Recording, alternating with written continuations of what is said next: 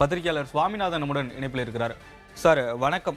இது வந்து டிடிவி சொன்னது பாஜகவுடைய குரல் தான் அப்படின்னு ஐயநாதன் அவர்களும் சரி, ரவீந்திரன் துரைசாமி அவர்களும் சரி சொல்லியிருக்காங்க. இது பாஜகவுடைய குரல் தானா?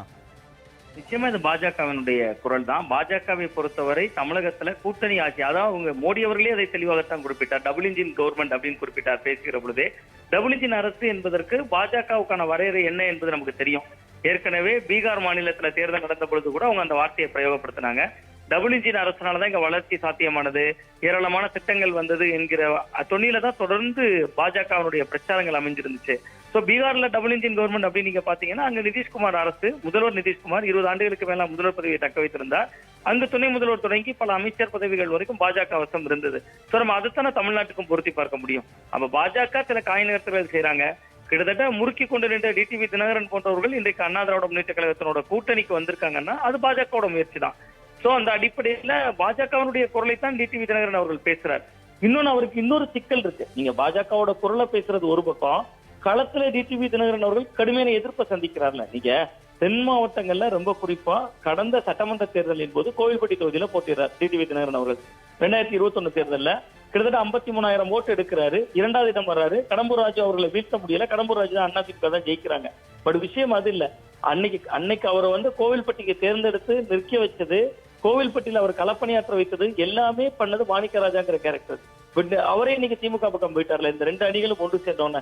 அப்ப அதை அவருக்கு ஜஸ்டிஃபை பண்ண வேண்டியிருக்கு. ஏதோ ஒரு வகையில தான் ஏன் இந்த கூட்டணிக்குள்ள போனேன், இது அம்மா விரும்புகிற ஆட்சி அமையும்னு ஒரு பேட்டி கொடுத்திருந்தார். முதல்ல அவர் பேசுகிற பொழுது, அந்த நரேந்திர மோடி அவர்கள் பங்கேற்ற கூட்டத்தில் பேசுகிற பொழுதும் டிடிவி தினகரன் அவர்கள் வந்து அந்த குரலை தான் பேசினார். அம்மாவின் ஆட்சி அமைகிற கனவை நாங்க காண்போம் அப்படிங்கிறார். அவர் எடப்பாடியின் அரசுன்னு சொல்லல, தேசிய ஜனநாயக கூட்டணியின் அரசுன்னு சொல்லல. அப்ப அவர் விரும்புகிற அம்மாவின் அரசு என்பது அதுல அமமுக உள்ள இருப்பாங்க, அவங்க செயல்படுத்துவாங்க என்கிற வடிவம் தான்.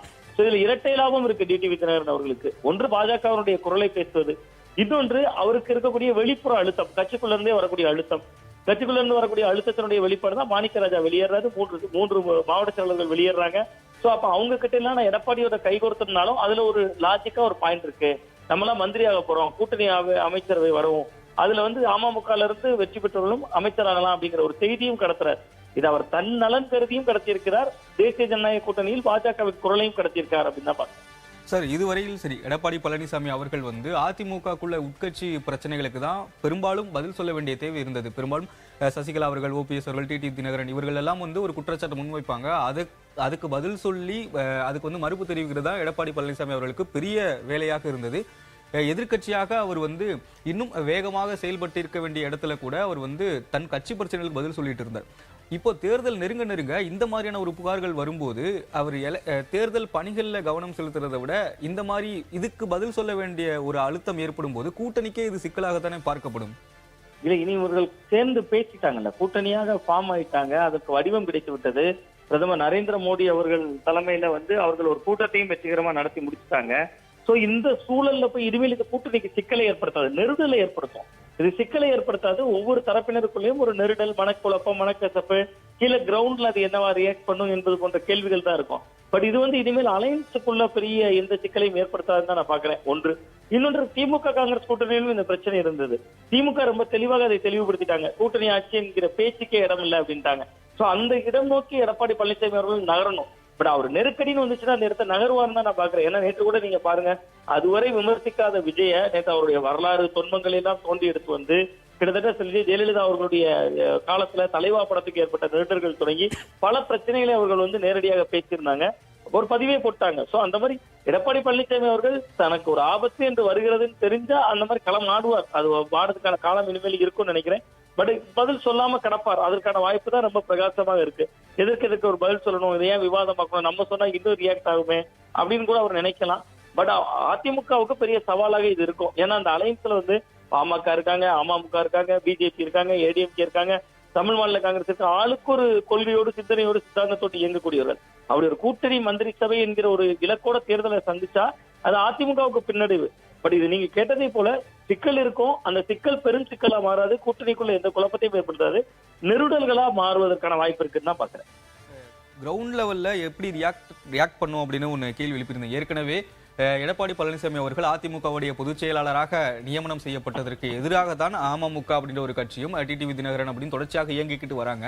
அது வந்து அமமுக தொண்டர்களுக்கும் அது பழக்கப்பட்டிருக்கும். இரட்டை இலை சின்னத்தை எதிர்த்து தான் குக்கர் சின்னத்துக்கு அவங்க வாக்குகள் சேகரித்திருப்பாங்க. இப்போ வந்து 2 பேரும் ஒரே கூட்டணியில் இருக்கும்போது கிரவுண்ட்ல ஏற்கனவே அந்த ஒற்றுமை மெல்ல மெல்ல தான் நிகழும் அப்படின்னும் போது இந்த மாதிரியான ஒரு உரையாடல்கள் அந்த தொண்டர்கள் மத்தியில மேலும் பிளவை ஏற்படுத்துறதுக்கு வழிவகுக்காதா? இல்ல, தொண்டர்கள் மத்தியில் குழப்பம் இன்னமும் இருந்து கொண்டிருக்கிறது. ஆக்சுவலா உண்மையை சொல்லணும்னா நீங்க தென் மாவட்டங்கள்ல போய் பாத்தீங்கன்னா கடந்த சட்டமன்ற தேர்தலின் போது 2021 மொத்தம் 58 சட்டமன்ற தொகுதிகள் இருக்கு தென் மாவட்டத்துல. அதுல ஒட்டுமொத்தமாக அதிமுக அன்றைய தேசிய ஜனநாயக கூட்டணி அணி வந்து ஒரு 18 சீட்டு தான் ஜெயிச்சிருந்தாங்க.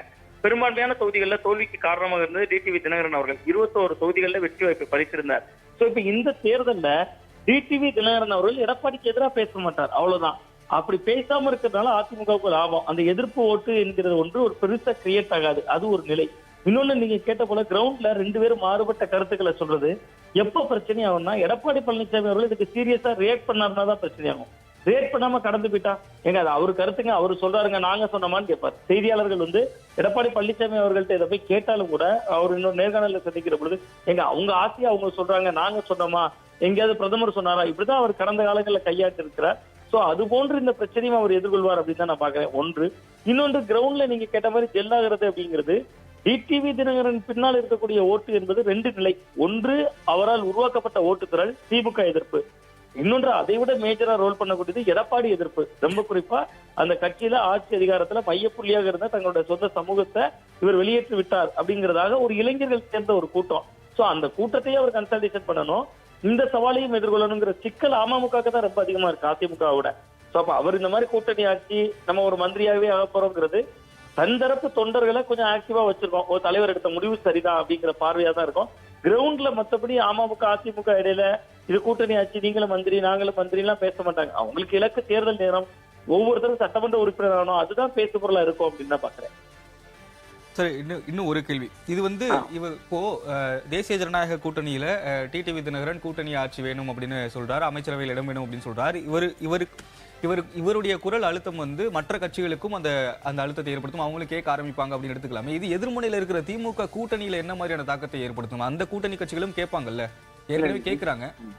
நிச்சயமா இது வந்து டிடிவி தினகரன் அவர்கள் கேட்கக்கூடிய இந்த கேள்விய அன்புமணி அவர்கள்ட்ட போய் கேட்டா கூட எங்களுக்கும் விருப்பம் இருக்குதாங்க அப்படின்னு பதிலா சொல்லுவாரு. நிச்சயமா இந்த திமுக கூட்டணிக்குள்ளேயும் ஒரு தாக்கத்தை ஏற்படுத்தும். அதுதான் காங்கிரஸ் கட்சி இன்னுமே அந்த குரலை விடலையே, இப்போதான் அடங்கி இருக்காங்க, அவ்வளவுதான். நீங்க 2 விஷயம் தெளிவுபடுத்துறாங்க. டெல்லியில் நடைபெற்ற அந்த ராகுல் காந்தி அவர்கள் தலைமையில் நடைபெற்ற மல்லிகார்ஜுன கார்கே, தமிழகத்தினுடைய செல்வ பிறந்தகை கிரீஷ் சோடங்கர், ராஜேஷ்குமார் எம்எல்ஏ போன்ற பலரும் கலந்து கொண்ட அந்த கூட்டத்துல 2 விஷயம் தெளிவுபடுத்துறாங்க. ஒன்று, திமுகவுக்கு எதிராக எதுவும் பேசாதீங்க அப்படிங்கிற விஷயம். அப்ப அந்த விஷயத்தை தானே அது பேசு பொருளாச்சு. எங்க கூட்டணி ஆட்சி கனவு எங்களுக்கு இல்ல அப்படி எதுவுமே காங்கிரஸ் தெளிவுபடுத்தல. டிடிவி தினகரன் அவர்கள் இந்த குரல்ல பேசுகிற பொழுது இந்த குரலுக்கு இன்னும் கொஞ்சம் அழுத்தம் கிடைக்கதான் செய்யும். திமுக கூட்டணிக்குள்ளேயும் இது தேர்தல் நேரத்துல மீண்டும் ஒரு விவாத பொருளாகிறதுக்கு பேசுறதுக்கான வாய்ப்பு இருக்கு. அதிமுக கூட்டணிக்கு வரக்கூடிய கட்சிகளும் இந்த நிபந்தனை வைப்பாங்க. ஏன் தேமுதிக சொல்றாங்களே இன்னைக்கு வரையும் நாங்க இல்லாம யாரும் ஆட்சி அமைக்க முடியாது, அவர்கள் கூட இதை டிமாண்டா வைக்கலாம். சோ டிடிவி தினகரன் அவர்கள் பாஜக மனதில் நினைத்ததையும் பேசியிருக்காரு, தன் தரப்புக்கு ஒரு லாபம் தரக்கூடிய தகவலையும் பேசியிருக்காரு அப்படின்னு தான் பாக்குறேன். உங்களுடைய பார்வையை முன் வச்சுங்க. நன்றி சுவாமி. நன்றி சார்.